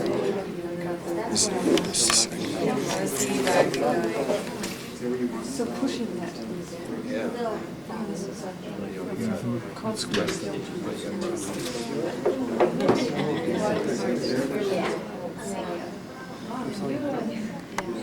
You might catch a little sooner for me, but you're definitely there. You've got definitely the right idea. Just for me, it's kind of hanging up a little bit more, just the hair below, just a millimeter too low. But yeah, so it's good. Here's the crease. So. Somebody said, yeah, that's Chris. She was in Georgia. You think I'm a little bit too distant? She's A millimeter too distant. For the point, yeah, I think the point's going to be a little bit higher. Higher? Up here. Really? Proximal. Proximal, whatever, too distal, too proximal. No, you're too distal. So it's... Yeah, I'm not. But then I'm not on the crease anymore because I think I'm... Yeah, often the puffier is a little bit, can be even above the crease. You're just looking for the most live point. Is this right? Yeah, feel that less right there? Yeah, you're on it right there. I think it's right there. This one doesn't. This one is a point. I mean, it's a good choice. I think. I'm more attracted to that because I feel the cheek come in. You got basically the right idea. You're a little bit more on the anatomical point. I think the live point is a little bit higher in this case. Right there. Yeah. Somewhere there. But you're definitely right on the channel. Okay. And you got the anatomical point, so that's good. And just the live point and just practice. I mean, we can do this, and you know, I can say it's there, and you can say it's there, and we'll test it with the Teishin down the line, and you might be more right than me. I mean, Do you know what C.G. Jung said when he wrote the preface for the I Ching? I've read it before, not for a long time. He said if the right man uses the wrong technique works the right way. And if the wrong man uses the right technique works the wrong way. So you need the right man and the right technique. Yeah, but even if you are the right man, you can have a bad technique as long as you're the right man, you're still working right. Yeah. So does that mean a woman doesn't have a chance? You want to be punched in the face. Yeah, I think that's pretty good. I would say that's about it. It's definitely the correct location. There is no other technique. Yeah, you don't have it. Yeah, see, he really has a clear look at that depression. Yeah. You can see it in this case. Like this, it's just. I mean, it's a little puffy up here a ways, but it's not quite sticking. Yeah, and it just kind of draws you in right into there. I think that's it does. Yeah. Well, when we did the first weekend, we had like 3, Dan, every single time. I think it's right there. Yeah, actually, I do like start to feel it.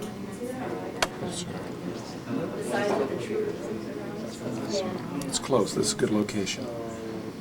That's Mark.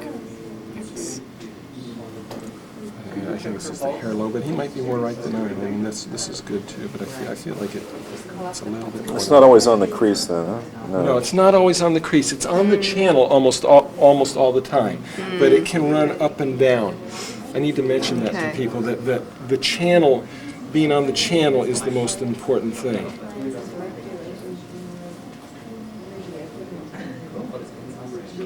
Okay, now this is the line, this is the artist, so you kind of come a little bit.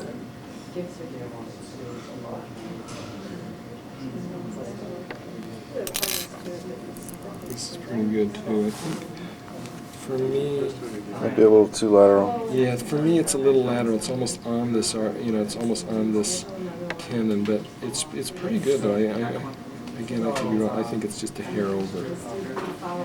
That's nice too. That's what I feel. You just have to like twist it a little bit. Okay. Just lightly. It all blends together. Yeah. Okay, so this one, you find the crease, and then you find the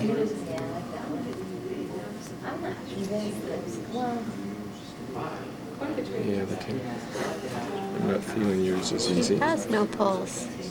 Okay, there it is. So it is right there. So you're definitely on the line, and I think this is good.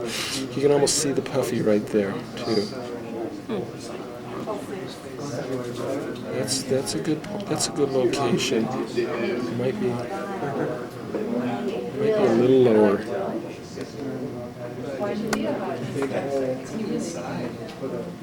Yeah, this is good. And I might find it a hair. Mine sticks a little bit lower, but it's right on the line. I think you got the channel. And again, the channel is more important. It tends to drift up and down the channel some. It does not tend to drift off the channel as much as my understanding.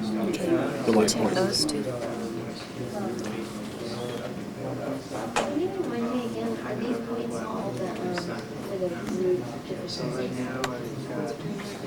That's pretty good. It's on the correct line. I think you may be a little bit too close to the tendon. I think it's off. It's hard to say. I'm somehow attracted more into here. Right there feels like there's energy right there. I don't know. It's a good point, though.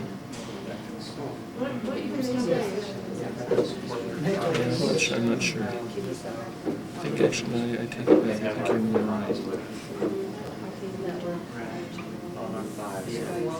Yeah, I think you're right. I think it's somewhere like right in here. It's pretty close. Okay.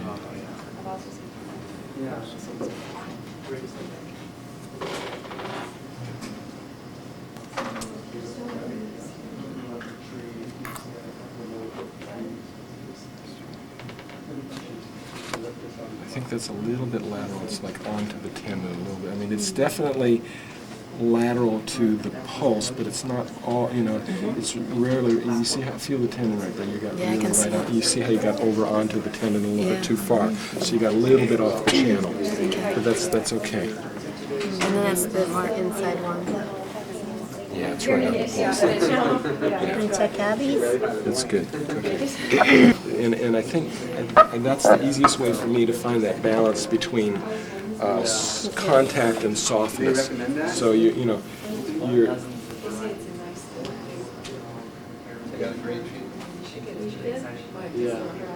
Okay, there's the pulse. There's the crease. So you find the crosshatch.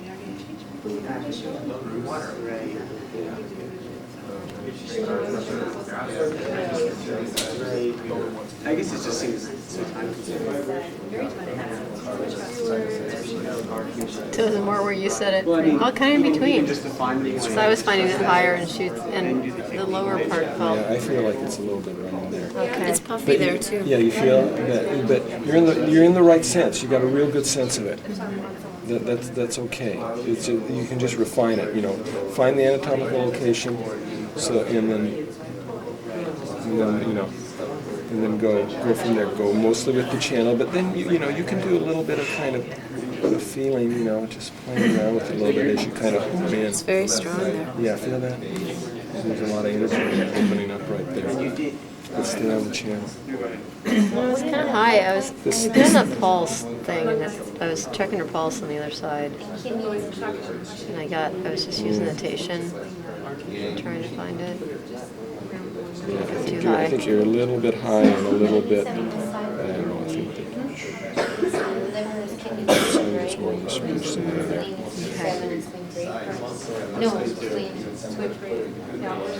This one's hard. What's 5 is worth This is pretty good. Cool. I'm not way too far behind. I wanted to do food again before lunch, and I'll at least talk about it in a few minutes. Maybe we'll even practice it a little bit. Okay, you remember last time Takahashi Sensei talked about Fujitsu, right? Okay, let me just give you a brief overview so you know. I don't know if people know what you're getting into in terms of total.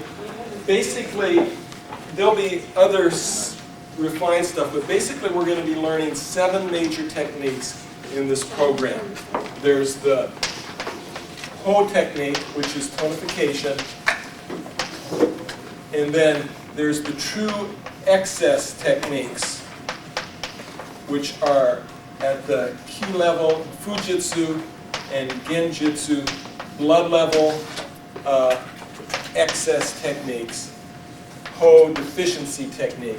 And then, I think it's next month with Marty, you'll get into this unique contribution of the Toyohari Association, which are called excess within deficiency. And you're going to get like what are called Ko, Ken, and Jin. And these are techniques where you basically tonify first during the technique and then do a kind of a dispersion at the end. And they're really useful techniques for the kind of people that we are and that we run into every day in this society. Very worn down people who basically have deficiency kind of conformation, but have the little jockey, have some sort of excess in there, leftover residual pathogenic factors, if you will. And so we will learn this, and this Ko is a ki level technique, Ken is a blood level technique, and Jin is a very superficial ki level technique. And then we're also going to learn something called Wa-Ho, which is kind of a harmonizing technique. It has some aspects of dispersion and some aspects of tonification, and it's for where there's relative excess in the control cycle stuff. But I won't go into that right now. But this is these are the 7 basic techniques, just so you have a little bit of a vision of what we're coming up against. I think Marty's teaching these 3 techniques in weekend 4, and I think Wa-Ho comes up in weekend 5 or 6 somewhere. I can't remember. Okay, so Fujitsu. I'm just going to review this really quick, just refresh. Maybe you have your notes on it, or I handed out this thing. I didn't do the whole thing for all the other, for the Ko, Ken, Jin, and Wa-Ho. Maybe someone can do that, or I can do it down the line. I just Xeroxed the first one. One of our people of our group last year when we were having a study group meeting sort of compiled all this information about the 7 techniques. So this is a little bit unwieldy. We'll go over it. I'm not sure all the information is 100% accurate, but let's just kind of walk through it here. So I'm just going to walk through. Okay, Fujitsu. We talked about it last time. It's for acute cold symptoms, febrile conditions, used almost only on the yang channels. It's for evil excess chi at the ki level. The pulse quality is a floating pulse, just like when an acute pathogenic, external pathogenic influence. That's when you're going to be using Fujitsu. The vast majority of the time, I think. So it's a floating, big, fast. Often there's a fullness to the pulse. The needles. Now, whereas in tonification technique we're using number 1 and number 2 silver, with Fujitsu you use a little bit stronger needle. You can use 2 silver or 3 silver, or you can use like a 1 stainless or maybe a 2 stainless, somewhere in there. Now, we'll talk about it. With Genjutsu, which I'll be talking about in a couple minutes, Genjutsu is even a harder pulse, so we'll be talking about it. So it says here, Fujitsu, smaller needle, shallower depth, and we'll talk about comparing the 2 a little bit in a second. So this is a pure draining technique. It's for excess kinds of problems at the chi level. Okay, so one thing now that we're starting to deal with excess kinds of problems, we're starting to look for a little bit different feel at the point. So you're starting to look for more excess at the point. So whereas until now, we've been, with Ho technique, we've been feeling for these weak, soft, soggy, deficient kind of points. Fujitsu, you're starting to look for a little induration, like a hardness at the point you're trying to find. Some sort of, it might be more taut in some way, where, rather than sogging down, it may be built up a little bit, but have a tautness to the point. So you're looking for more points that have an excess quality to it. The needle, again, is against the flow of the meridian. With all dispersion techniques, Koken and Jin are also against the flow of the meridian, even though they're kind of mixed tonification. But we'll talk about that. You'll hear about that next weekend. So you remember how Takahashi taught us.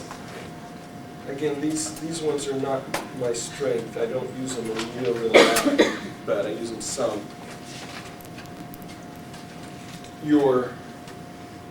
This is a quicker insertion. So, but not too quick. You don't want to just jam the, you obviously don't want to jab the person. It takes a certain amount of practice and control. You start to come down to the point, but you don't just kind of feather it in slowly. You try to, in one good motion, you try to just bring it into the point in one or two motions. And depending on the person, they're talking 2 to 3 millimeters. So they're talking about indenting the skin, maybe not necessarily breaking the skin, but they're talking about pushing it down. When we studied with Koei, he talked more about right at the skin surface and maybe a millimeter. So the range is you're definitely touching the skin with this point and you're definitely indenting it, maybe 1 or 2 millimeters, somewhere in that range where you're feeling for the key flow with this technique. So once you get it to that technique, you make sure you're Oshide and that you're firmly, that you're solid. But in general, with dispersion techniques, your Oshide is a little bit lighter. Like say maybe, you can make up percentages, but say with tonification, you want to be able to feather it in, but you want it firm. So you want that needle to move through to the point. Initially, maybe your Oshide is about 80% tight, 70, 80% tight. And then, that you close that last 20, 30%, after you gather the chi. But you want, so you want it firm. With dispersion techniques, you want to be just a little bit lighter. You don't want to be leaking chi, obviously, but you need a little bit more room because you're going to be playing with amplitude kinds of movements. So you don't want it sticking as you do that. So just a slight little adjustment, just no leakage of chi, but you want to have it so that the needle can actually move up and down a millimeter without feeling like it's catching because you're squeezing too tight. Is that clear?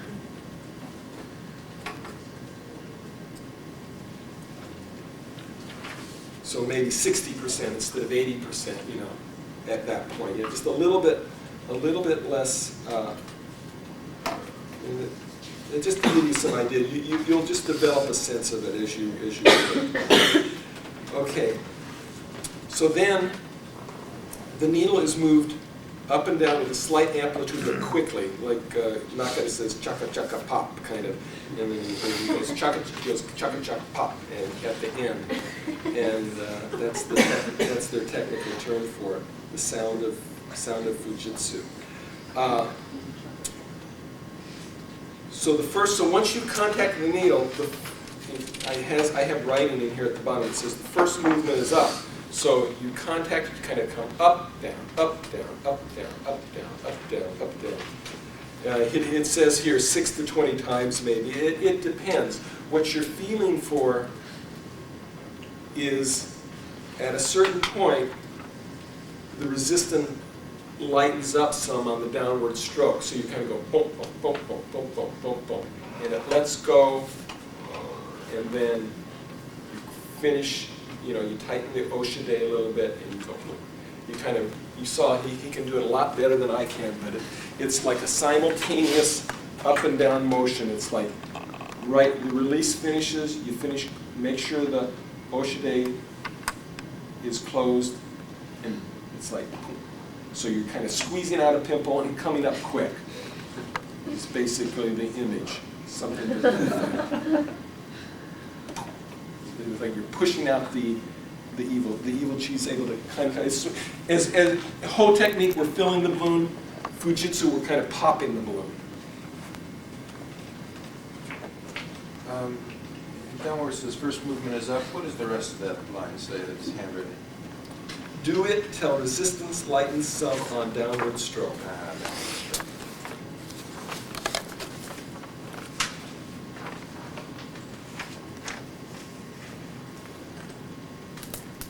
So you look at, it's kind of what I'm saying in the note. It says on top, the other sloppy writing is, it says intent is to pull out jaki, J-A-K-I, leave jingqi, normal chi, with intent tight enough not to leak ki.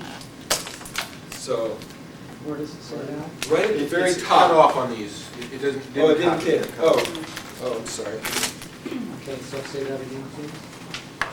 Your intent with this technique is you're wanting to pull out the jaki, pull out the evil chi.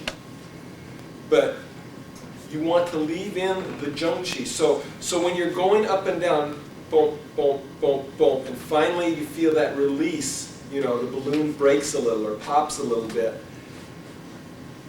You want to make sure your Oshide is firm and kind of closed. You're not worried about having, you